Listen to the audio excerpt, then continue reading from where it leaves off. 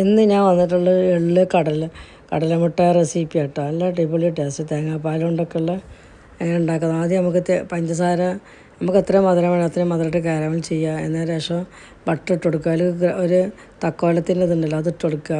ഗ്രാമ്പു പട്ടയിലുള്ള ഒരു കഷ്ണം ബട്ടർ ഇട്ട് കൊടുക്കുക. നന്നായിട്ട് കാരമലായതിന് ശേഷം നമ്മൾ തേങ്ങാപ്പാൽ കട്ടിയുള്ള ഒരു മുറി തേങ്ങാൻ്റെ പാലുണ്ടല്ലോ അത് ഒഴിച്ചു കൊടുക്കുക. നന്നായി കുറുകി വന്ന് കണ്ടു കഴിഞ്ഞാൽ പിന്നെ നമുക്ക് നമ്മൾ വറുത്ത് വെച്ച് ഇതുണ്ടല്ലോ ഇത് എന്താ പറയുക കടല അതിട്ട് കൊടുക്കുക. നന്നായിട്ട് ഒട്ടുന്ന രൂപത്തിലുണ്ടായിരുന്നുണ്ടെങ്കിൽ പിന്നെ നമ്മൾ ഈ എള്ളിൽ കണ്ട് കൊട്ടി കൊടുക്കുക. എള്ളിൽ കണ്ട് കൊട്ടി കൊടുത്ത് നല്ല ഉണ്ടാക്കിയിട്ട് ബോൾ പോലെ ചെറിയ ചെറിയ ബോളാക്കി എടുക്കുക. എല്ലാ ടേസ്റ്റ് ഇങ്ങനെ കണ്ടുകൊണ്ടിരിക്കുമ്പോൾ നിങ്ങൾക്ക് ഇഷ്ടപ്പെടുകയാണെങ്കിൽ സബ്സ്ക്രൈബ് ലൈക്ക് കമൻസൊക്കെ അറിയിക്കിട്ടാ.